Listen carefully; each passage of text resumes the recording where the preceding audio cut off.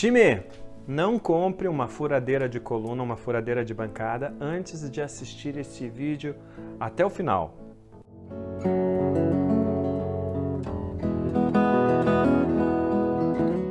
O nosso propósito hoje é passar todas as informações necessárias para você poder fazer a escolha certa na hora de comprar sua furadeira de coluna ou de bancada. Serão 14 itens que você vai conhecer e no final do vídeo você já vai estar preparado para poder fazer uma escolha consciente.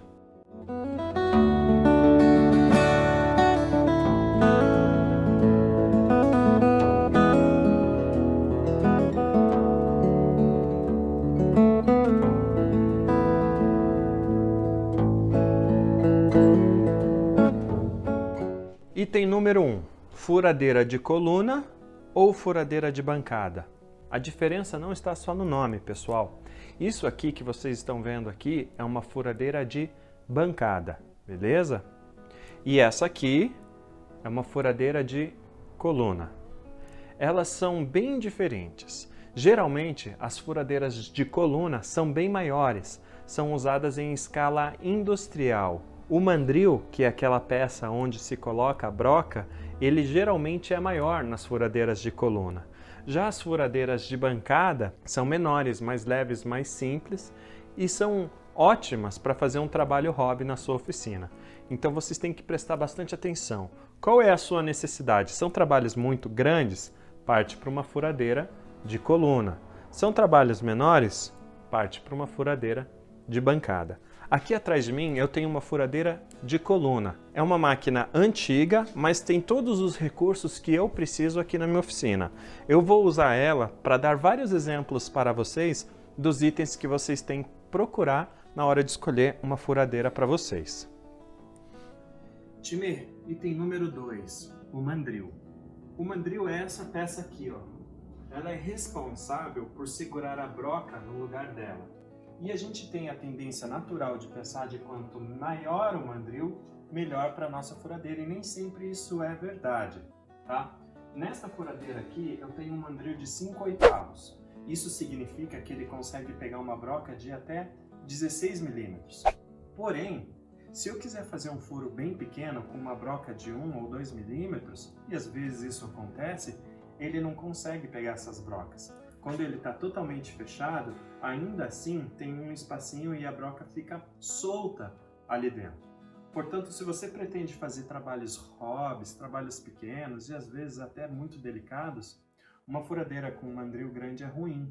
É melhor você pegar um mandril de 3/8 ou até de meia polegada. Procure essas informações, 3/8 ou meia polegada, porque eles pegam brocas bem menores. Se a sua necessidade for algo mais robusto, pega de 5/8 ou para cima, de 3/4. Procure essas informações, beleza? Time, item número 3, a possibilidade da sua furadeira ser pivotante, que nome engraçado, né?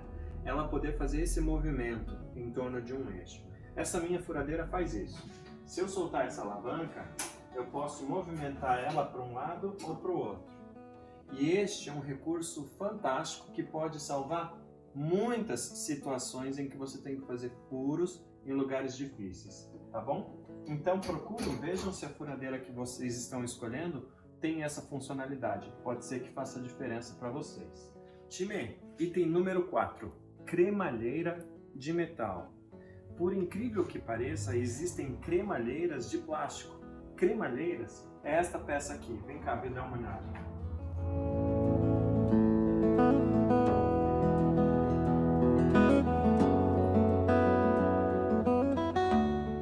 Tá vendo essa peça de metal aqui, pessoal? Isso aqui é a cremalheira. Ela é a peça responsável por suportar todo o peso da furadeira de coluna quando ela está subindo ou descendo na vertical. Se essa peça for de plástico, as chances dela quebrar com o peso da sua furadeira são muito grandes. Portanto, este é um item essencial que tem que ser de metal, porque senão a vida útil da sua furadeira vai ser bem pequena. Um outro detalhe que vocês têm que procurar e na hora de comprar vocês têm que testar é essa caixa de engrenagens. Ela tem que fazer com que este trabalho de subir ou descer a furadeira seja facilmente executado. Tem caixas de engrenagens que são mal dimensionadas e a furadeira fica pesada, ou que as engrenagens são de plástico e elas quebram com facilidade, tá bom? É sobre isso aqui que eu estou falando. A furadeira sobe e a furadeira desce. Este é um recurso ofertado pela caixa de engrenagens e pela cremalheira. A sua furadeira de coluna tem que ter essa versatilidade. Isso vai fazer com que vocês possam fazer furos em peças de diferentes tamanhos. A minha sobe bastante, cerca de 60 centímetros. É muita coisa. Time, item número 5. A possibilidade da sua mesa de apoio ter inclinação. O que eu estou falando é isso aqui, ó, está sendo demonstrado nesse vídeo.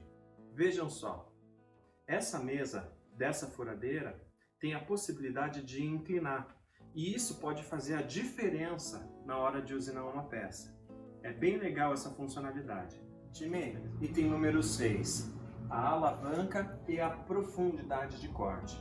Se vocês observarem na minha furadeira, eu tenho uma alavanca tripla com 3 hastes. Isso é normal, tá bom? Só que a minha tem um acessório a mais, que é esse punho de madeira. Foi eu mesmo que fiz isso daqui para facilitar na hora de fazer um furo, tá bom? Não é um item essencial, é um item muito bem-vindo, mas não é um item essencial. Você consegue manipular muito bem a sua furadeira usando essas 3 hastes, tá? Outro item que a sua furadeira tem que ter é uma métrica, uma marcação para você saber sobre a profundidade de corte, tá? Ela pode ser tanto em centímetros quanto em polegadas.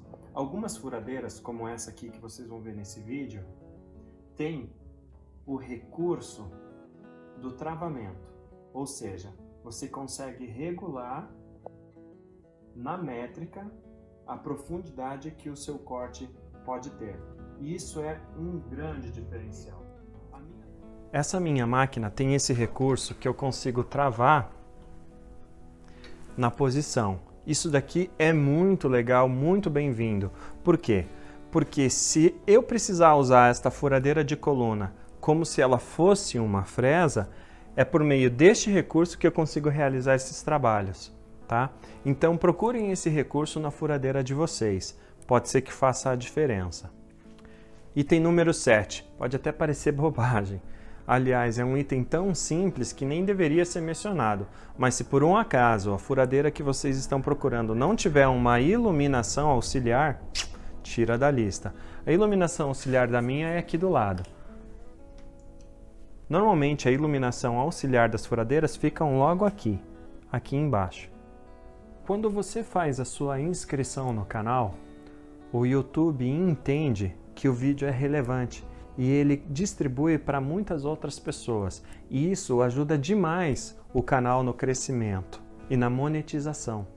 Então, se por um acaso esse vídeo está te ajudando de alguma forma, ou você conseguiu aprender alguma coisa diferente, faça sua inscrição. Isso vai fazer com que você tenha acesso a muitos outros vídeos com um conteúdo bem bacana. A mesma coisa acontece se você deixa o like ou se você comenta. O YouTube entende que o vídeo é relevante e distribui. Eu agradeço muito se você puder dar esse apoio. Item número 8. Esse item é um dos itens mais importantes para você verificar, que é a potência do motor. Quase todos os outros itens que foram falados até agora podem ser substituídos, alterados, melhorados e assim por diante. Até mesmo o mandril. Mas o motor é essencial, ele não tem como trocar, tá? Procurem um motor potente, beleza? Por quê? Quanto maior for a sua broca, se você estiver usando uma broca de madeira ou uma broca Forester, como essa broca aqui, o nome dessa broca chama-se broca Forester. Quanto maior for o diâmetro da broca, mais força o motor faz. E isso pode fazer com que ele gire mais lentamente e canse mais rápido, se ele for um motor fraco. Para vocês terem uma ideia, o motor dessa máquina aqui é de 3 CV. É muito forte, mas também não precisa de tudo isso. Essa é uma máquina industrial, tá? Pode ser que para vocês 1 CV já seja suficiente. Item número 9 que você deve procurar na sua furadeira. A base reta. O que é a base reta? Olhem só esse vídeo aqui do lado. No caso dessa furadeira, a base é reta, ou seja, por meio do uso de um sargento ou um tipo de presilha, você pode fixar muito mais facilmente uma peça para ser furada na base inferior, porque a parte de baixo dela é reta. Existem furadeiras em que essa parte é cônica ou é mal acabada e isso faz com que a fixação da peça seja truncada, não funcione bem. Dá uma olhadinha nesse item, pode fazer diferença para você na hora da execução de um trabalho. Item número 10. Quantidades disponíveis de variação de velocidade. Esse item também é bem importante. Quanto mais duro for o material, mais lento deve ser o giro. Por isso, quanto mais opções de velocidade você tiver na sua furadeira, mais diferentes tipos de materiais você vai conseguir usinar, furar propriamente dito, tá bom? Essas diferenças de velocidades podem ser feitas pela combinação de correias. É isso daqui que está sendo mostrado nesse vídeo. A maior parte das furadeiras de coluna fazem a sua variação de velocidade por meio da troca dessas correias. Existem algumas furadeiras mais modernas, claro, muito mais caras, que você consegue ajustar num potenciômetro, tá bom? Se você tiver uma grana sobrando, eu fortemente te aconselho, evita o trabalho da troca das correias. Time, item número 11. Esse também é bem legal. Um sistema de refrigeração eficiente pode fazer a diferença na hora da usinagem da sua peça. O sistema de refrigeração na hora do corte é bem importante. Aqui na minha máquina eu uso óleos. Óleo queimado, óleos antigos ou fluido de corte. Mas eu tenho que aplicar eles manualmente na hora da execução de um corte. Mais ou menos assim que eu faço. E o óleo cai sobre a broca. Existem máquinas, como essas que vocês estão vendo aqui no vídeo, que já tem um sistema de refrigeração incluído no sistema. E isso pode fazer toda a diferença na hora da execução de um trabalho. Item número 12. Essa daqui é uma dica especial, pessoal. A possibilidade de você inverter o giro da rotação. Mas para que eu vou usar isso se a broca sempre come para o mesmo lado? Você vai usar isso sempre que sua broca travar. Às vezes isso acontece. Olha só, nessa máquina que eu tenho aqui, a posição liga faz com que a broca gire para o lado correto, o lado de corte. Mas ela também tem a posição de inverter. E ela gira para o outro lado, no sentido de tirar a broca do furo.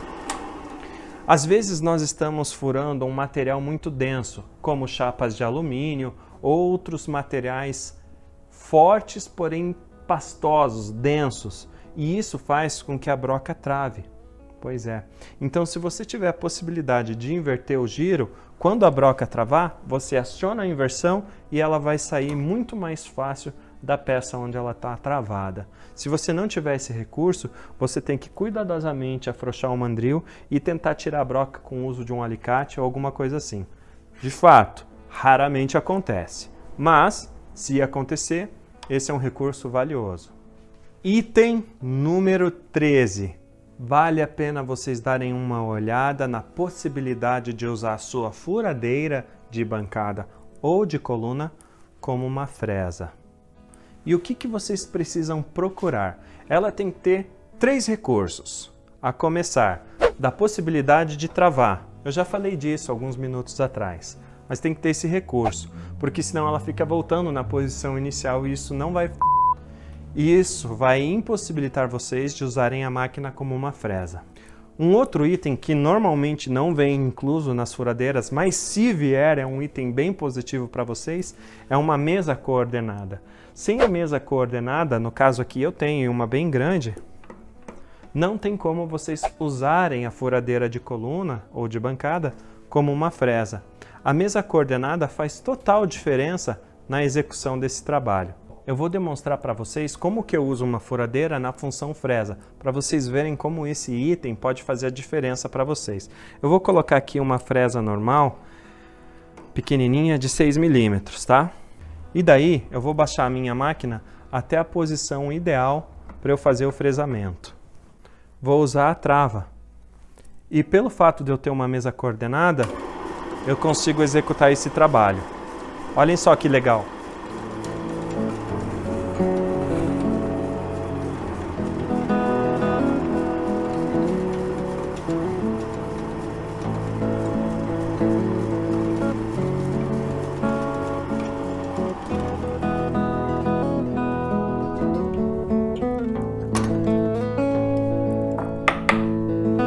Pessoal, tá vendo esse rasgo que foi feito nesse toquinho de madeira? Isso daqui é um fresamento. Foi feito em uma furadeira de coluna, graças a esses recursos, ao recurso de... Graças a esses recursos, o recurso de travamento e o fato de eu ter uma mesa coordenada, uma morsa coordenada.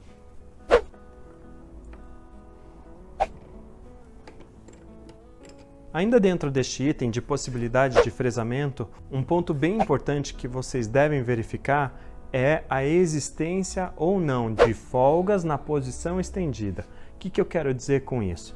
Quando a máquina está na posição recolhida, geralmente aqui não tem folga nenhuma. Vocês podem fazer esse teste lá na loja antes de comprar. Se vocês mexerem no mandril e encontrarem alguma folga, reprovem. Porém, é muito normal encontrar esta folga na posição estendida.